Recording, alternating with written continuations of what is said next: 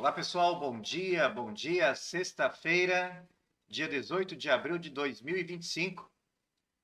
Vamos iniciar então a nossa primeira live aqui nesse canal Cardiologia Comportamental. A partir de agora, quem estiver nos assistindo, se inscreve no canal, tem o chat ali no YouTube, o chat ali no lado. Mandem sua mensagem, mandem seu nome, coloque de onde é, como é que chegou a esse canal, se foi a França que chamou você na madrugada aí para entrar no nosso canal.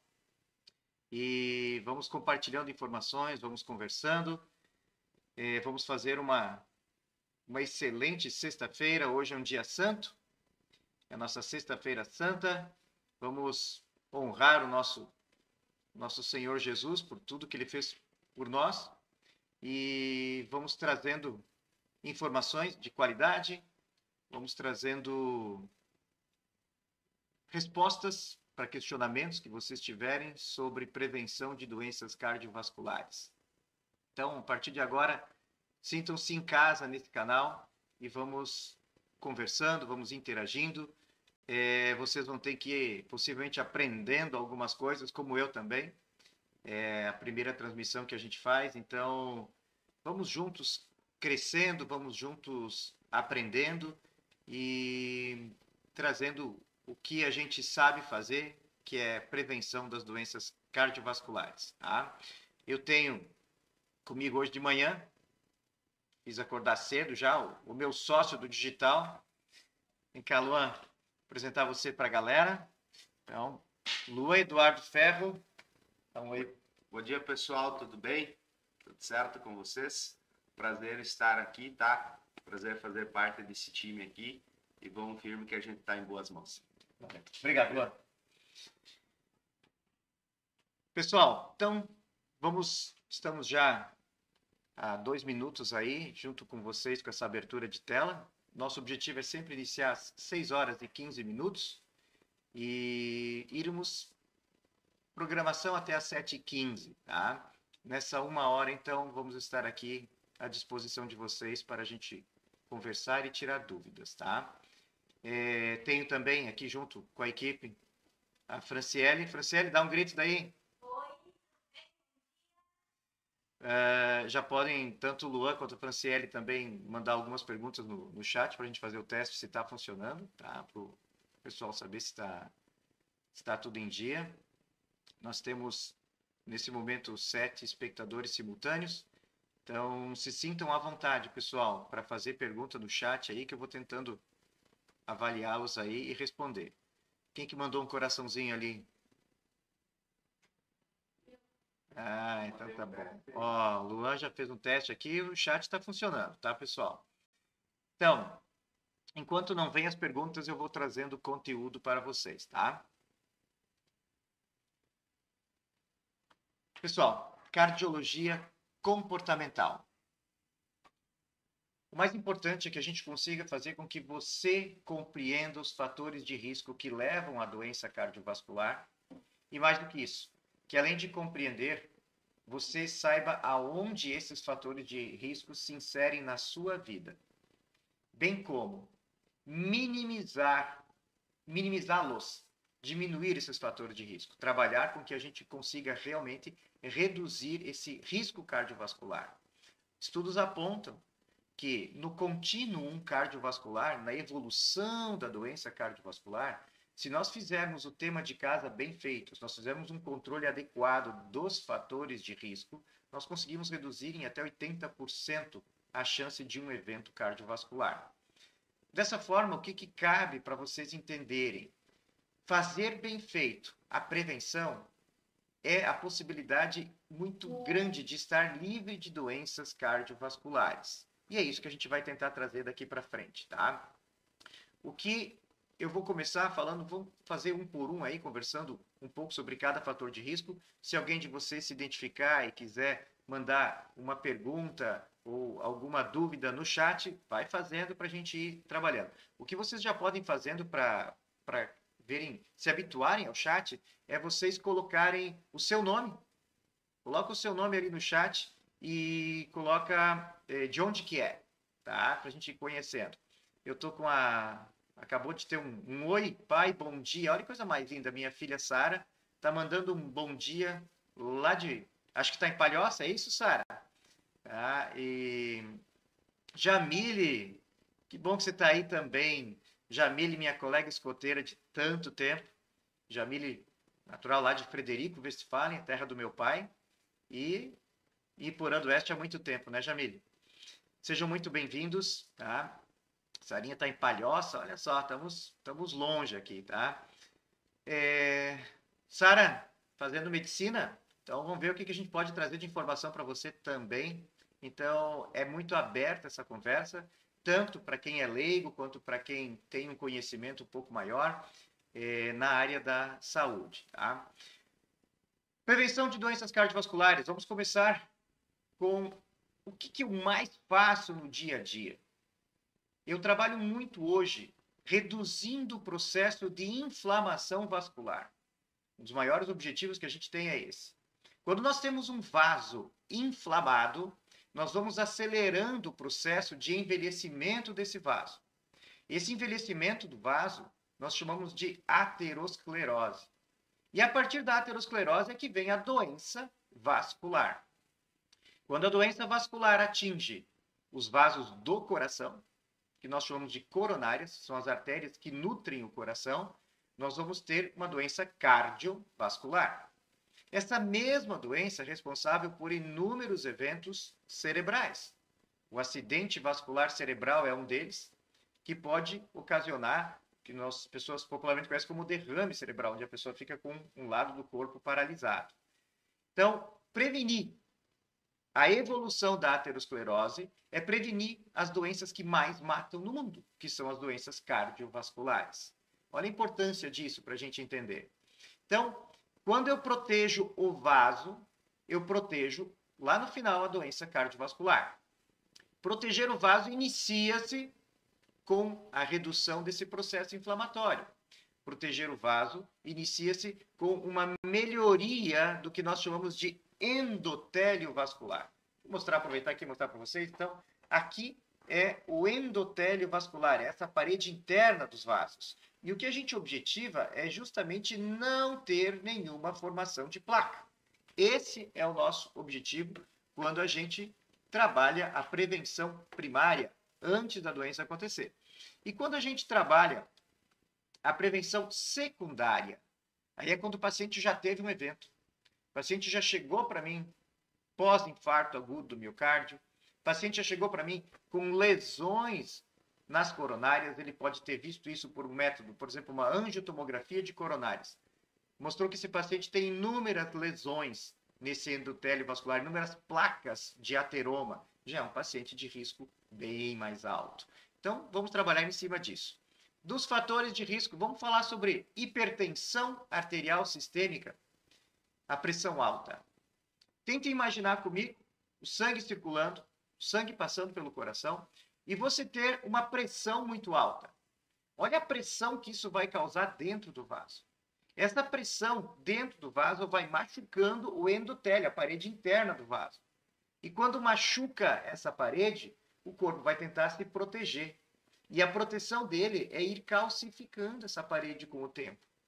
Vai ficando mais rígida e o processo de pressão vai cada vez piorando mais. Se eu tenho uma placa de gordura dentro desse vaso, um ateroma, e essa placa está com a capinha meio mole, meio friável, num pico de hipertensão, ela pode acabar rompendo.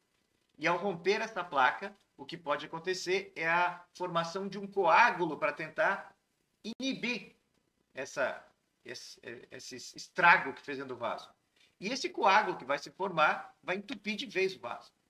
Se isso for um vaso do coração chamado coronária, nós estaremos diante de um infarto agudo do miocárdio. Se isso acontecer num vaso cerebral, nós teremos o acidente vascular cerebral isquêmico, quando entope. Tem outro tipo de doença de AVC, que é o hemorrágico, que é quando o vaso arrebenta. Geralmente em quem já tem um aneurisma vascular, aneurisma é uma saculação do vaso, é um enfraquecimento da parede do vaso. Aí, nesse caso, é que pode acontecer isso aí também, tá? Então, pessoal, hipertensão arterial sistêmica. O que a gente tem que saber? vai tensionar o vaso. O coração trabalhando contra uma pressão alta durante muito tempo, ele vai ficar hipertrófico, vai ficar musculoso. Esse músculo do coração ficando musculoso, ele fica endurecido. E o coração tem um mecanismo interessante. Ele tem que ser macio para se encher de sangue e forte para jogar o sangue para frente. Se esse coração está muito musculoso, trabalhou contra uma pressão muito alta e ele não tem mais essa capacidade de distensibilidade, ele acaba ficando restrito. Ele se enche pouco, bate com força, mas se enche pouco. Isso leva também a uma insuficiência cardíaca, chamada insuficiência cardíaca diastólica. Insuficiência cardíaca sistólica, quando ele não tem força de contração. Diastólica é quando ele não tem capacidade de se expandir para se encher de sangue e jogar o sangue para frente. Ambas vão levar a sintomas como cansaço aos esforços, principalmente quando se faz um esforço maior, vai sentir primeiro. Tem muita gente que não sente o cansaço adequadamente, mas ele não sente porque ele não testa o corpo. E aí vem o fantástico, a necessidade de conhecer o seu corpo. Então, quando a gente pede ao paciente, faça a sua rotina de exercícios. Quando ele faz a rotina, ele começa a ter um insight, ele começa a conhecer o seu corpo, ele começa a entender como o corpo dele funciona. Quando aparece alguma alteração que não está legal, esse paciente, ele já tem, um sinal de alerta. É que nem no carro, quando liga a luzinha amarela. Opa, alguma coisa aconteceu. Então, o fato de você ter um conhecimento do seu corpo, de usar o corpo adequadamente, moderadamente, vai fazer você ter um autoconhecimento maior. Isso é fundamental para saber quando temos o problema. Tem como a gente identificar no carro que acendeu a luzinha amarela se nós nunca ligamos o carro? Não tem como saber. Então tem que estar andando para aparecer as coisas, tem que estar com o carro ligado, tem que estar com o corpo em movimento para você ter esse conhecimento e esse feedback. Tá? Pessoal, 25 visualizações simultâneas. Entrem no chat, comentem de onde vocês são, tá? Coloque o seu nome, comenta de onde é e vamos interagindo. Vamos lá que é para vocês que a gente está aqui, tá? A gente vai trazendo um pouquinho de informação. Acabamos de falar então sobre a pressão alta e o que ela faz no vaso.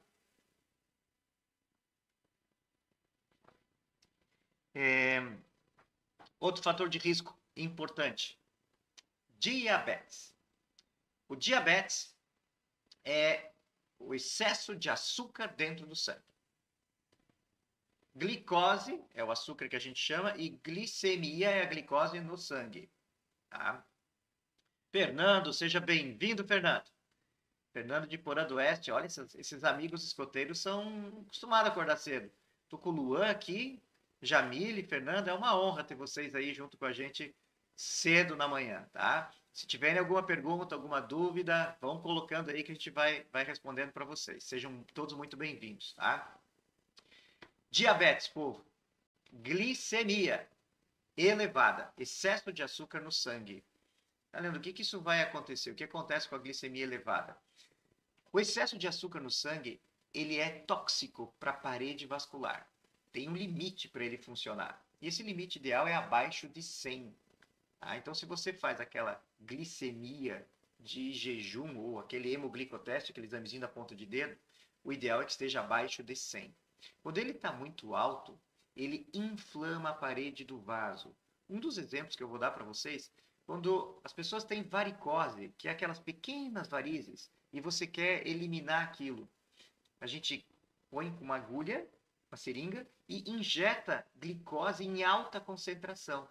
E aquilo entra naquele vasinho como se fosse uma cola, faz ele desaparecer, ele colaba o vaso. Aí você vê a importância que é esse açúcar elevado no sangue. Dentro das artérias, quando você tem esse nível mais alto de açúcar, você vai inflamando a parede. E essa inflamação da parede, nesse processo de aterosclerose, vai fazendo justamente com que isso vá piorando. Tá? Então, pensem junto comigo aí. O que nós precisamos cuidar hoje? Nós precisamos cuidar da integridade do nosso vaso. Isso vale tanto para a prevenção primária quanto para a prevenção secundária. Tá? Bom dia, Camila! Minha filha número 2 aí também, acordou cedo, é? Seja muito bem-vinda. Fico muito feliz que você esteja aqui. E se tiver alguma dúvida aí, vai colocando, tá? Mesmo que tenha a fisiologia humana e a fisiologia dos animais, ela é muito parecida. É a máquina que o carinha lá de cima criou. Camila está iniciando estudos em medicina veterinária e a fisiologia é a mesma, tá? Então, conhecer uma e conhecer a outra vai ajudar muito. E tem histórias, aproveitando que a Camila está aí, tem muitas histórias de animais que infartam. Você tem o cachorrinho de apartamento, a vida inteira dentro do apartamento, sedentário, não leva ele passear, de repente você pega um dia quente e sai fazer, vou começar a ficar fitness e fazer corrida. E leva o cachorrinho junto fazer corrida. Pode não dar boa. Tá? Então, prestar atenção e entender um pouquinho isso, o que acontece com o nosso corpo, pode acontecer também com os animais, principalmente os nossos pets. Tá? Nós estamos numa geração aí onde a gente acaba sendo pai e mãe de pets. Tá? A gente se apega a esses bichinhos de um jeito que só quem os tem que sabe como é. Pessoal, voltando para aquele diabetes. O controle do diabetes hoje se tornou muito fácil de fazê-lo, tá? Inicialmente diminuir a carga, diminuir a entrada de doces. Na nossa região, a nossa região tem um consumo muito elevado de doces. E me assusta quando o paciente diz assim para mim: ah, mas se eu não posso comer isso, então eu não posso comer mais nada. Se a pessoa fala isso é porque realmente ela não entende do contexto de alimentos que existem. Aí, gente, mais do que nunca, o nutricionista vai ser fundamental. Nossa região, aqui, extremo oeste de Santa Catarina, chimia, melado, cuca, sucos de fruta naturais, integrais, sem adição de açúcar, sem nada. É uma bomba de açúcar, uma bomba de caloria. Então, o paciente com diabetes, em primeiro lugar, ele tem que compreender onde estão esses excessos de açúcares, de glicose, tá? E reduzir a sua dieta. Segundo, existem muitas classes de medicamento que nós podemos usar. Cada vez mais modernos, cada vez mais efetivos, tá? O medicamento que tem o maior poder para controlar o diabetes é a própria insulina. Ainda estamos usando essa insulina aplicada subcutânea, tá? Embaixo da pele, com a seringuinha, tá? O que a insulina faz? A insulina é um carreador.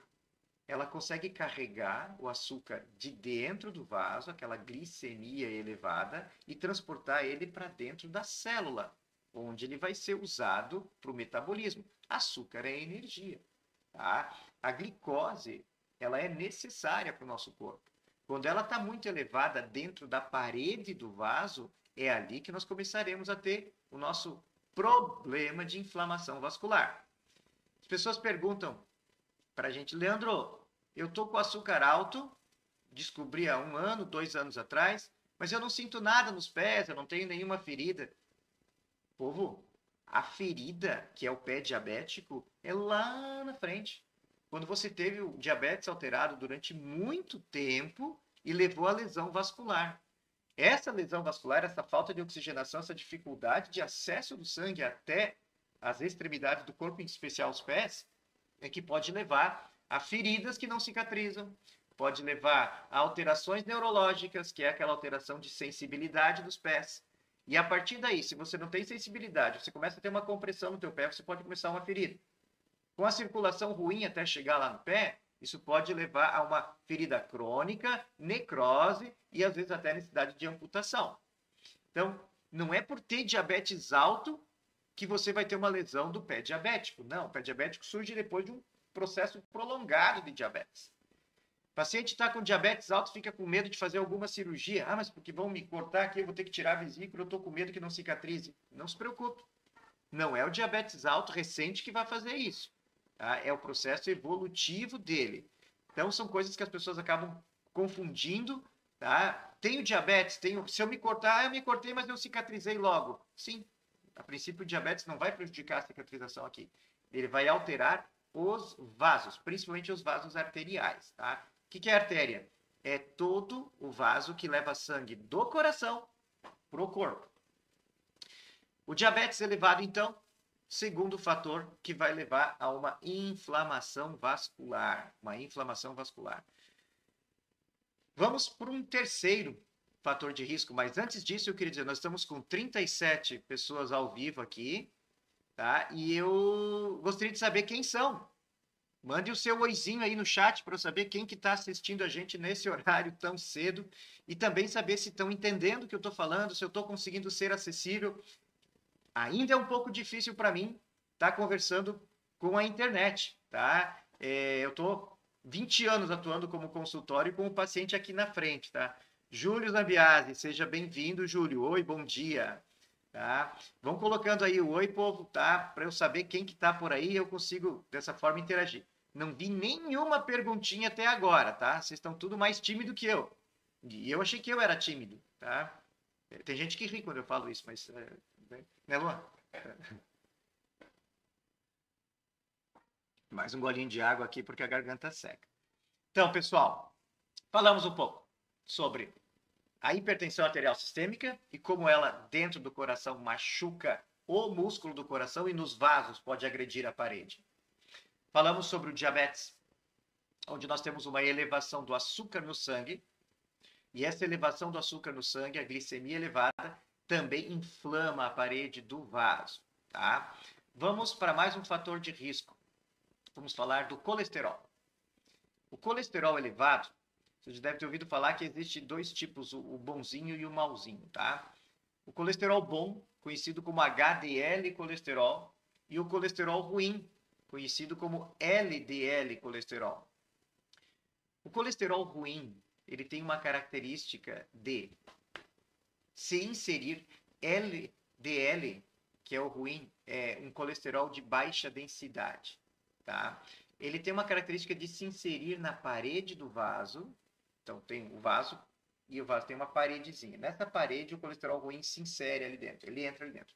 Quando ele entra nessa parede, pela pressão normal do corpo, tá? 12 por 8, 120 por 80 milímetros de mercúrio. Quando essa pressão ajuda a empurrar esse colesterol para dentro da parede, ele entra dentro da parede ali e ele oxida. Como uma pilha de rádio que acaba, às vezes, se oxidando, que ela para de funcionar. Quando ele oxida, isso libera fatores, a gente chama de quimiotáxicos. São fatores que estimulam a chegada de células de defesa do corpo até aquele ponto. Quando a célula do corpo detecta que ele está oxidado lá dentro, ela entra nessa parede do vaso. Esse processo chama-se diapedese. Ela se deforma e consegue atravessar o endotélio, a parede do vaso. E vai lá e fagocita, vai lá e come essa molécula de colesterol. Come uma, duas, três, fica cheia, vira uma célula espumosa e não consegue mais sair lá de dentro. Acaba morrendo lá dentro da parede do vaso. Isso, ao longo dos anos, vai formando um lago gorduroso, uma espécie de pus com restos celulares e gordura. Essa é a placa de colesterol, essa é a placa de gordura, essa aqui, ó, tá? O que é esse amarelo aqui? É um resto celular juntamente com gordura. Quanto mais rápido isso acontece, mais mole, mais molengo fica isso. Mais fácil é romper. E se chega a romper, o corpo vai querer botar um coágulo lá, um tampão de coágulo que vai entupir a passagem de sangue. Tá? Então, colesterol muito elevado, você tem uma oferta muito grande de colesterol ruim, isso é bem prejudicial porque acelera esse processo de formação de placa. Olha que interessante, povo, em nenhum momento a gente está falando em pressa. Isso são 10 anos, 20 anos, 30 anos. A prevenção cardiovascular é linda. Por quê? Porque ela nos dá tempo de conhecer, refletir, pensar, agir em prol da defesa do nosso corpo. Ah, mas eu já infartei. Cara, dá para recuperar na prevenção secundária. Não tem problema, nós sempre temos opção de fazer melhor. Camila perguntou aqui, o LDL é a lipoproteína que carrega a gordura ou a própria gordura? Olha que pergunta interessante. Mas não faz pergunta tão difícil assim, vai que eu não saiba responder e passa vergonha aqui, filho. Então, assim, o LDL é a gordura, é a lipoproteína, tá? O LDL é a gordura. O HDL, que é o colesterol bom, por que ele é bom? Porque ele tem um poder carreador. Ele tem o poder de se ligar ao LDL colesterol e tirá-lo daquela parede do vaso. Tá? Então, ele vai carregar HDL, partícula de lipídio de alta densidade. Ela se liga ao LDL, então a HDL pensa pequenininha, porque é alta densidade, e o LDL pensa em grandona, uma esponjona, tá? O HDL consegue se ligar, e quando se liga, ele carreia ele através do sangue, vai circulando e vai ser depurado lá no fígado, tá? Pessoas que têm um nível muito alto de lípides no sangue têm uma tendência muito maior a ter as pedras na vesícula, os cálculos de vesícula. Se tu pensar assim, do que é feito aquele cálculo de vesícula? O cara teve que tirar a vesícula porque estava cheio de pedra na vesícula. Aquele cálculo é feito de colesterol. É um acúmulo, é um depósito sedimentado de colesterol. Então, o LDL é a própria gordura. Só que lá dentro do vaso, para ela se transformar naquela placa, primeiro ela adentrou na íntima, no meio do vaso, ali no meio, abaixo do endotélio, da parede interna da artéria, se depositou, oxidou, veio um leucócito, chamado macrófago, foi lá, fagocitou, engoliu, uma, duas, três, virou uma célula espumosa, não consegue mais sair lá de dentro essa célula espumosa, acaba morrendo lá dentro. A morte celular nós chamamos de apoptose. Tá? Uns nomezinhos eu vou trazendo para vocês, que cultura nunca é demais. Essa apoptose é a morte celular. E essa morte celular que acontece ali, acaba fazendo sim que se crie essa placa de gordura. De novo, a placa de gordura no vaso é uma mistura de gordura em si, que é o LDL oxidado, e restos celulares. É um pus. Então, nossa, eu estou com pus dentro dos vasos? Sim. Por quê? Porque a gente tem que entender que esse processo de lesão é uma ferida. Esse processo de lesão vascular é uma ferida querendo cicatrizar. Quando nós temos uma cicatrização de uma ferida, alguém se cortou, fez uma ferida grande, a pele vai ficando mais grossa, mais espessa, mais enrijecida, com menos elasticidade. No nosso vaso é igual. À medida que vai passando esse tempo, essa placa, ela vai enrijecendo. E o fato de ela ir enrijecendo vai fazer com que o vaso fique mais rígido, e aí entra um processo de envelhecimento, esclerose vascular, aumento de pressão alta. Tá? Sara pediu aqui a questão de medicamentos, eles atuam nessa placa já formada ou no LDL livre? Cara, as perguntas estão bacanas. Vamos lá. As duas coisas. Olha que interessante. Eu falei que se a placa foi se formando muito rápido, ela fica mole, friável, com a placa pronta para rasgar. O efeito mais fantástico das estatinas, que é o principal remédio que a gente usa, você já deve ter ouvido falar em simvastatina, rosuvastatina, atorvastatina. O efeito das estatinas é reduzir o volume de LDL colesterol, porque ele é produzido aonde, gente? 70% dele é produção hepática, é produzido no fígado. Tá? 30% vem de uma dieta desregrada, mas a maioria é produção hepática mesmo. E, antes que você me pergunte, tá, mas e se eu diminuir não vai fazer falta? Para que existe? Sim, ele é usado para paredes celulares, mas vários estudos mostram que quanto mais baixo, melhor. Não há necessidade de ele ser elevado. Ele pode ser mais baixo, sim, sem medo. Tá, eu comecei a tomar remédio e ele ficou muito baixo. Eu preciso me preocupar? De jeito nenhum. Quanto mais baixo, melhor. E você vai fazer as duas coisas. Você vai diminuir a quantidade de LDL colesterol. Olha só que legal. Quando eu diminuo a quantidade de LDL colesterol, vai sobrar carreador. Então, o HDL, que é o bom, acaba subindo. As estatinas mais antigas, como a simvastatina, não tinham esse poder. Ela ia metralhando. Ela baixava o HDL e baixava o LDL, baixava o colesterol total. As estatinas mais novas, como a rosuvastatina ou a pitavastatina, elas têm o poder de, além de baixar o colesterol ruim, elas ainda elevam o colesterol bom. Esse que fantástico que é isso para o vaso, tá? Então, sim, primeira pergunta. Medicamento vai atuar no livre? Vai. Vai diminuir o livre através de uma interação direta lá no fígado. Segundo, atua na placa? Sim, atua na placa. Se você tem uma inflamação, vamos pensar uma íngua aqui, está inflamada, está crescido, quente, dolorido, com calor, e você toma um anti-inflamatório, ela vai desinchar, ela vai diminuir. Tá? Na placa, se ela está muito inflamada, você consegue, com o uso da estatina, desinflamar essa placa. você consegue reduzir esse processo inflamatório que tem lá. Nas estatinas e no vaso, olha o nomezinho para isso, tá? Chama-se efeito pleiotrópico. Esse efeito pleiotrópico vamos chamar de efeito anti-inflamatório vascular das estatinas. E sim, se a placa tem uma redução desse seu... se a placa tiver uma redução da sua inflamação, vai reduzir o risco de romper essa placa. Então, pacientes que são submetidos a um infarto agudo do miocárdio devem iniciar logo esse tratamento. Por quê? Porque vai diminuir a inflamação vascular. Pergunta aqui, em casos mais graves, é feito o tratamento com stent? Quando as placas diminuírem, o stent é retirado? Vamos lá, stent. Pensa naquela carguinha interna da caneta, aquela molinha. Basicamente, isso é um stent, tá?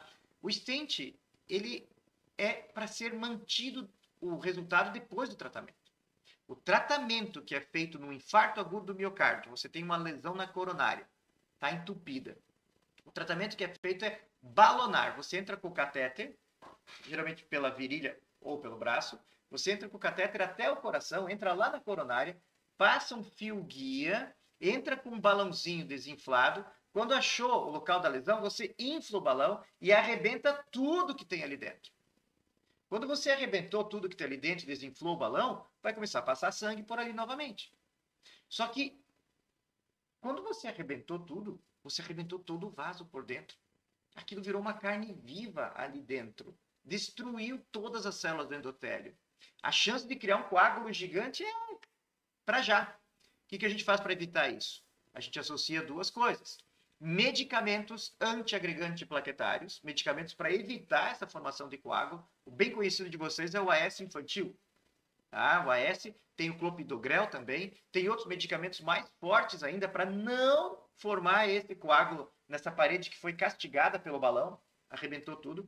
E a gente instala um stent, instala uma tela ali dentro para manter essa perfusão. O stent, quando é colocado, uma vez colocado, jamais sai dali.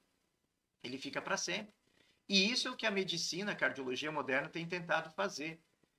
Criar, olha que bacana agora, isso é do congresso agora de 2 semanas atrás em Florianópolis. Eles estão usando o balão medicado. O balão tem um medicamento na sua parede, que quando você insufla esse medicamento, ele dificulta a formação de coágulo naquele local. Para quê? Para não precisar do stent. Por quê? Uma vez que você colocou o stent e ele ficou, nunca mais sai de lá. Então você vai ter um metalzinho para sempre dentro do teu vaso. O metal é um corpo estranho. Ele não pode piorar, então, Leandro, esse processo? Pode. E aí eles inventaram uma coisa chamada stent farmacológico. É o metalzinho embebido em um medicamento que não deixa essas células e esse coágulo se proliferar em volta dele, para manter a tunelização do vaso, para manter aquele vaso aberto. Então, o stent é colocado para manutenção do vaso aberto. Quando se coloca um stent, tem que ter um tratamento por um período com 2 medicamentos simultâneos para antiagregar. Nós chamamos de antiagregação plaquetária dupla. É o AS e o clopidogrel, um exemplo de 2 que a gente usa, tá? Porque os 2 que fazem a mesma coisa, um entra por uma via, o outro entra por outra via, de tão importante que é esse risco de formar o coágulo dentro do stent. Pensa, a parede toda está castigada, eu castiguei toda a parede, eu coloquei uma molinha, um metal lá dentro, tá? Para manter tunelizado, o corpo quer fazer de tudo para sarar aquilo, para fechar essa ferida. E a gente usa remédio para não deixar isso acontecer. Tá? Na medicina veterinária não pode usar essa, e daí é usado heparina. Bom, vamos lá. São diferentes. O AS é um antiagregante plaquetário. Quando eu fizer uma lesão no vaso, as plaquetas vão querer se reunir para formar o coágulo. A heparina é um anticoagulante. Ela é usada para dissolver aquele coágulo que já se criou. Então, vamos dizer assim, o antiagregante plaquetário chega antes do coágulo se formar. E a heparina e os outros anticoagulantes, temos a varfarina, temos anticoagulantes novos, que são anticoagulantes orais diretos, rivaroxabana, edoxabana, apixabana, dabigatrana. Esses novos medicamentos também são anticoagulantes. Então, dois tipos de classe. Antiagregantes plaquetários, uma coisa, anticoagulantes, outra. Antiagregantes, antes de agregar, antes de criar o coágulo. Anticoagulantes, dissolver o coágulo que já se formou.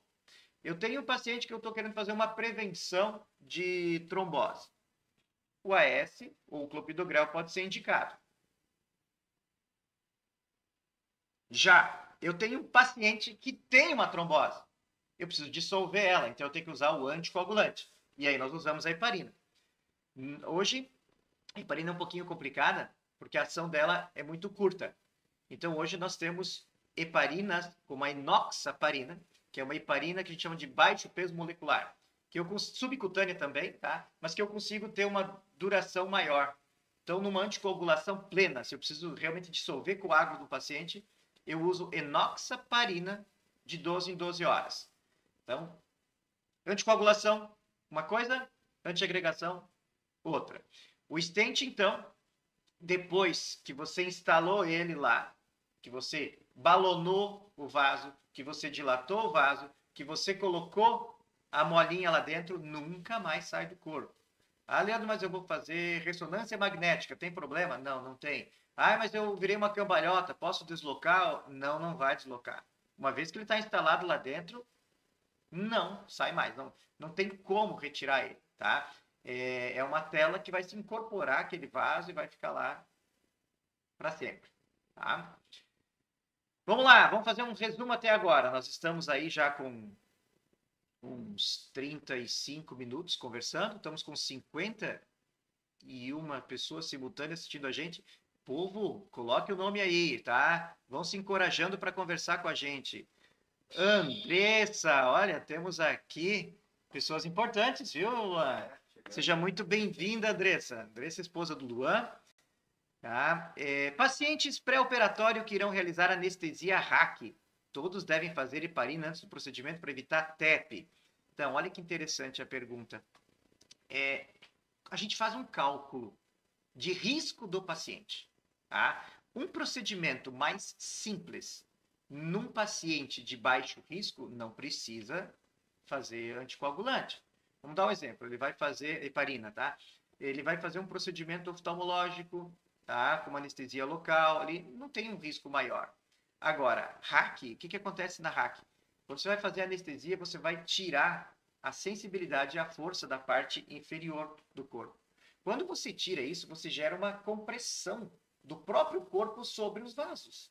Essa compressão, se for mais prolongada, vai machucar a parede do vaso venoso. Vamos lá? Voltando. Daí nós estamos falando de artéria. Estamos falando de veias. Artéria é tudo que leva sangue pro coração. Veia é todo o sangue que é rebocado do corpo todo de volta para o coração. A trombose venosa é nesse contexto. O anticoagulante que se usa aqui para evitar o TEP, que é o tromboembolismo pulmonar. O TEP é o deslocamento, tromboembolismo. Trombo é o coágulo, êmbolo é quando esse coágulo está em movimento dentro da veia. Onde é que ele vai parar? Se ele sai das pernas, ele vai subir pelo sistema cava e vai lá no coração, no átrio direito, ventrículo direito, e vai ser ejetado para os pulmões. E aí vai dar um entupimento no pulmão, porque o pulmão começa numa artéria grande e vai até as artérias menores. Ele passa pelas grandes, quando chegou na menorzinha, ele entope. Esse é o TEP, o tromboembolismo pulmonar ou infarto pulmonar. Não porque rompeu a parede do vaso lá, porque deslocou um coágulo, que chama-se êmbolo, da perna até o pulmão. Quando nós temos isso, nós temos que verificar o risco que o paciente tem de formar esse coágulo. Obesidade, sedentarismo, tabagismo e tendência familiar ou histórico de já ter tido outros coágulos, outras histórias de trombos, que a gente chama de trombofilia, esse paciente tem um risco maior. Na RAC, como nós vamos deixar esse paciente com uma compressão do próprio corpo sobre o vaso, e isso pode levar a uma lesão, usar a heparina vai diminuir o risco de formação de lesão dessa veia com menor chance de fazer TEP. Tá? Se não respondeu bem, Andressa, chama de novo, tá? Ainda, Sara, em relação aos estentes, acho que é em relação são retirados e com tempo hábil. Pergunta em realização de cirurgia de grande porte ou abertas. Os anticoagulantes não são risco para o paciente. Perfeito. Vamos lá. É sim um risco grande, tá? Tu imagina abrir o paciente e ele tá com um anticoagulante. Então, nós temos alguns critérios para suspender e para retirar. Vamos dar um exemplo. O anticoagulante mais usado hoje são os DOACs, anticoagulantes orais diretos. Rivaroxabana, edoxabana, apixabana, dabigatran. Esses anticoagulantes orais diretos, eu vou dar um exemplo da rivaroxabana. Rivaroxabana, 20 miligramas uma vez ao dia. Se o paciente ficar 2 dias sem tomar o medicamento, ele já está fora desse risco de um sangramento maior. O paciente está usando varfarina, que é um anticoagulante cumarínico, é mais antigo um pouco. A varfarina, ele precisa de mais tempo, um pouquinho, e a gente ainda faz um exame antes para ver se o sangue não está muito fino, que é o TAP, tempo de protrombina ativada. Esse exame tem que estar o mais próximo do normal para a gente levar ele para cirurgia, tá? Então, fazer cirurgia de grande porte ou aberta, programada, eletiva, vamos tirar antes. E os antiagregantes plaquetários tem que ser tirado também? Também. Se é uma cirurgia de risco maior, com risco de sangramento, precisa ser retirado ele antes. O exemplo do clopidogrel, 7 dias antes. Do AS infantil, 5 dias antes, é bom que a gente retire. Normalmente a gente nivela em uma semana. Tá, Leandro, isso é muito grave, o paciente que não pode ficar sem esse medicamento. Se o paciente é muito grave e não pode ficar sem medicamento, a gente vai ter que fazer uma transição. Tá? Não pode tirar o anticoagulante. A gente interna, inicia, a gente chama de ponte. Faz uma ponte para o anticoagulante oral que ele tinha, inicia-se uma heparina nesse paciente, que a heparina, quando eu paro em 12 horas, eu já perdi o efeito. Então, eu paro a heparina, o paciente passa 12 horas, está sem efeito disso, faz a cirurgia, volta da cirurgia, reinicia de novo o anticoagulante, tá? Então, sim, tem risco e tem que ser bem monitorado. É isso que o cardiologista geralmente faz quando tem o pré-operatório. Ele avalia os medicamentos, avalia o tipo de cirurgia, avalia por que ele está usando o medicamento, tá? Para definir a melhor conduta. Em cirurgias de emergência, reza que vai dar tudo certo, tá? Mas não tem muito não. Tu imagina o paciente usando anticoagulante, sofre um acidente de moto e tá com hemorragia interna.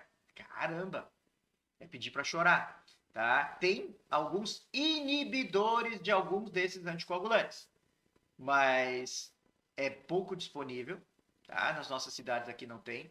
Vamos dar um exemplo bem prático, Sara. O paciente tem uma fibrilação atrial, a parte de cima do coração não está batendo. E isso tem um risco em pessoas de mais idade de formar coágulos e fazer um AVC. 5 vezes maior do que na população que não tem esse problema. Tá? Ele usa esse anticoagulante cronicamente, todos os dias. Sofreu um acidente de moto, começou com hemorragia interna e foi parar no plantão. Está lá no plantão. O que fazer? Primeira coisa é achar onde está sangrando e estancar. Não tem o que fazer. Tá? Vai estancar isso aí. Tá? Mas é grave assim? É grave assim. Não tem nem como explicar aí o prejuízo. Risco de morrer de hemorragia muito alto. Muito alto. Tá? Então, deu problema. Tá com anticoagulante, tá com antiagregante plaquetário, vai ter risco. O que a gente faz? Agressivo. Aí é cirurgia. Tu vai botar o cara na mesa, vai anestesiar, vai abrir ele, vai ver onde que está sangrando, vai trancar, vai clampear, vai conter esse sangramento, nem que seja com compressão. Se for anticoagulante oral, mas até 12 horas já diminui bastante o efeito dele, quase elimina o efeito. Mas você vai ter que ficar monitorando, vai ficar com o cara em cirurgia 12 horas, imagina. Então, é uma situaçãozinha delicadíssima. Por isso que a gente diz assim que todo medicamento tem um efeito colateral. Tem atenção para ser tomada. É muito melhor cuidar durante a vida para não evoluir para uma fibrilação atrial, que é aquela alteração do coração, do que ter que usar um anticoagulante para prevenir um AVC e sofrer um acidente e ter uma emergência, tá? Então, em emergência, faz tudo o que precisa e sempre reza, tá? Porque vai ajudar, mas não é tão simples. Roseli Roff, bom dia, querida. Seja muito bem-vinda aí, estar com a gente. Se tiver alguma dúvida, estamos aí para ouvi-los. Pessoal, quem mais que está com a gente? Estamos com 56 visualizações ao vivo, 7 horas em ponto. Agora temos mais uns 15 minutos para conversar com vocês, para vocês não enjoarem de mim, tá? Porque a ideia é que toda sexta-feira a gente se encontre nesse canal, tirando dúvidas, conversando e esclarecendo sobre prevenção de doenças cardiovasculares e também tirando as dúvidas de vocês. Se forem surgindo dúvidas durante a semana, já vão anotando no caderninho. Essa é para perguntar para o Leandro na sexta que vem. Tá? E quando chegarem aí, vamos bombardear o Leandro de perguntas. As minhas filhotas vieram quente com as perguntas, é uma delícia poder responder vocês assim, tá? Povo, nós falamos então, vamos fazendo uma revisãozinha aqui do que a gente conversou hoje. Nós conversamos sobre os fatores de risco que levam à doença vascular, sobre a doença do endotélio, tá? Os fatores de risco que a gente conversou foram a hipertensão arterial sistêmica, a pressão alta, que vai mecanicamente machucar o vaso. Nós falamos do diabetes, que quimicamente vai inflamar a parede do vaso, acelerar o processo de formação de placas. Falamos do colesterol, do bom e do ruim, como que o colesterol ruim adentra na parede do vaso e a partir dali oxida e vai virar uma placa de gordura. Tiramos algumas dúvidas específicas de vocês, principalmente no contexto do uso de anticoagulantes, do uso de antiagregantes plaquetários. Em caso grave, como é a síndrome coronariana aguda, que é o infarto, o tratamento padrão ouro que nós temos, que é a angioplastia, que é entrar no vaso e tratar esse vaso, balona a obstrução e depois coloca um stent, alguns medicamentos que são usados, efeitos colaterais desses medicamentos. Então, realmente eu estou muito satisfeito para ser nossa primeira vez que eu faço uma live ao vivo, tá? Acredito que esteja sendo, para mim está sendo proveitosa demais, tá? E espero que esteja sendo boa para vocês também.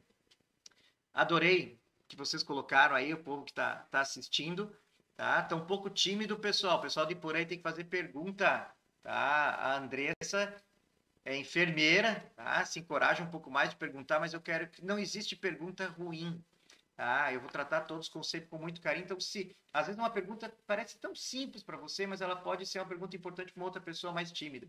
Então, perguntem que a gente vai respondendo, tá? Tem mais uma aqui. Algum medicamento usado na cardiologia tem alguma contraindicação quando o paciente tem diabetes no início ou já uma diabetes há mais tempo, mais grave? Tem. Tem medicamentos que podem acelerar o aparecimento do diabetes. Tem medicamentos que podem mascarar os sintomas de um diabetes mais grave. Vamos falar aí um pouquinho de dois, então. A simvastatina, um remédio feito para diminuir a placa de gordura e aí diminuir o colesterol da pessoa. A simvastatina ela está relacionada a longo prazo a aumentar um pouco os níveis de glicemia no sangue. Ah, Leandro, mas isso não é ruim? É ruim. Mas o benefício que ela traz é 10 para 1. Então, se tem um pequeno prejuízo de ela aumentar a glicemia, por exemplo, de 90, e o paciente ir com ela para 102, onde ele tem um pré-diabetes, o risco de não usar a estatina e deixar o colesterol alto no paciente de risco é muito maior. Então, a gente tem que sempre pesar para o paciente o que é mais importante. E aí vem uma coisa interessante, não é seguir a diretriz só por seguir. A diretriz é um norte. A diretriz vai dar um caminho. Mas nós temos que ter inteligência, conhecimento de fisiopatologia para definir se aquele medicamento vai trazer muito mais benefício do que prejuízo. Ainda como é em relação a diabetes, o diabetes, quando você está usando insulina, por exemplo, e você faz hipoglicemia, que é o açúcar cai muito baixo no sangue, a pessoa começa a ter tontura, tremor, alteração de fala, começa a ficar com a fala arrastada, uma fala empastada. Quando acontece esse tipo de situação, o corpo dá sinais. E quem usa beta-bloqueador, que é um beta-bloqueador da adrenalina, esse paciente pode mascarar esses sinais. Então, imagina que grave uma pessoa que está usando insulina e não sente que está fazendo hipoglicemias. Então, pode levar até um coma, uma alteração mais grave. Felizmente, hoje em dia, o monitoramento ficou muito mais fácil. Vocês imaginam antigamente, quando nós tínhamos as insulinas para ser usada, e o paciente não tinha possibilidade de fazer aquele examezinho da ponta de dedo. Hoje se tornou acessível. É um aparelhinho que custa cento e poucos reais na farmácia e a fitinha também pega um kit, não é tão caro, muitas vezes consegue até em posto de saúde. Então, vocês imaginam a diferença que é esse monitoramento hoje do que era anos atrás, tá? Então, tem sim medicamentos na cardiologia. Eu não diria, Sara, aqui que é contraindicado. Eu diria que você vai ter que prestar atenção no uso. Se você pedir se eu deixo de usar esses medicamentos por causa dessas alterações, não deixo. Se tem indicação correta de usar, eu acabo usando, tá? Então, tem os corticoides. Os corticoides também são ruins tanto para a pressão arterial. O que é corticoide? É um anti-inflamatório hormonal. O anti-inflamatório hormonal, ele é também conhecido como mineralocorticoide, é um medicamento mineral. Ele aumenta o quê? Ele aumenta o sódio no sangue, você vai ficar com o sangue mais salgado. Isso vai fazer retenção de líquido, a pessoa vai ficar inchada, vai poder ter aumento de pressão arterial, pode ter aquela parede dos vasos interna pode ficar mais frágil, mais pronta para romper. Então, são vários quesitos que vão prejudicando. O uso curto é tão... Não, gente. Sempre o nosso corpo é bom pra caramba, tá? Ele aguenta a porrada. Geralmente é alguma coisa mais prolongada, é uma coisa de um tempo maior de uso.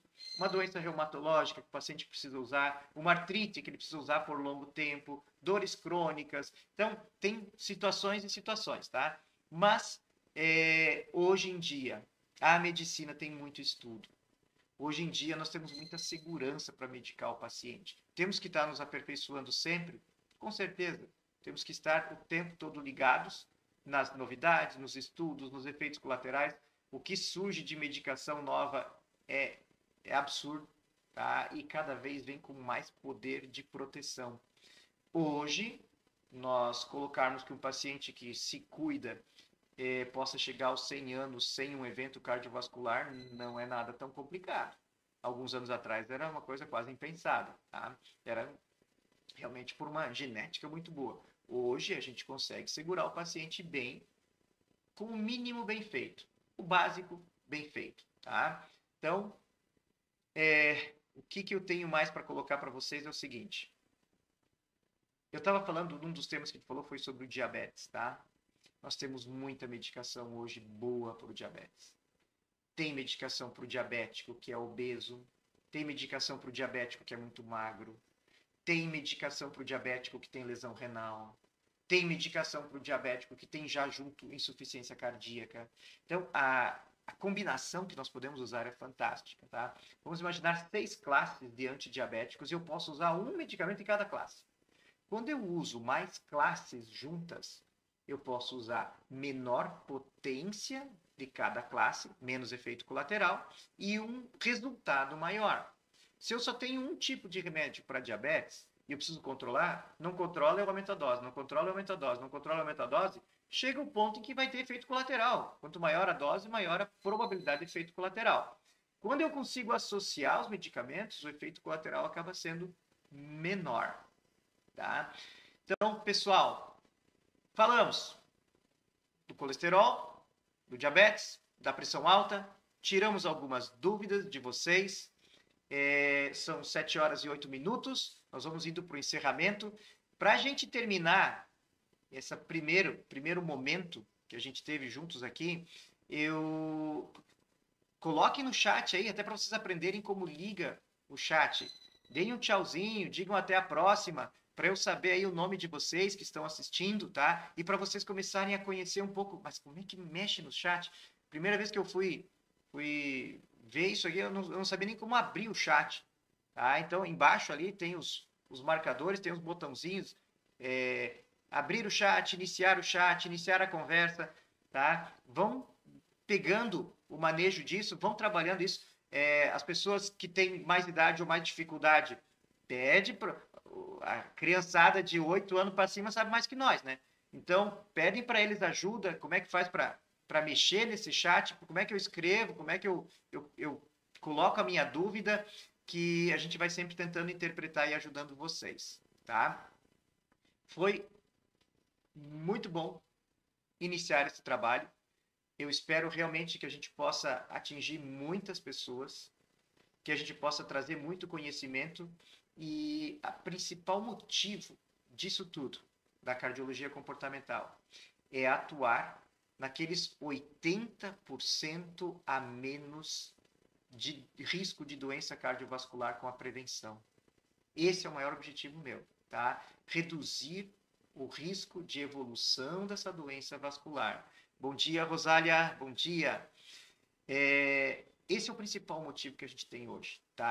Se eu conseguir trabalhar com isso, nessas orientações, e diz que água mole em pedra dura, tanto bate até que fura.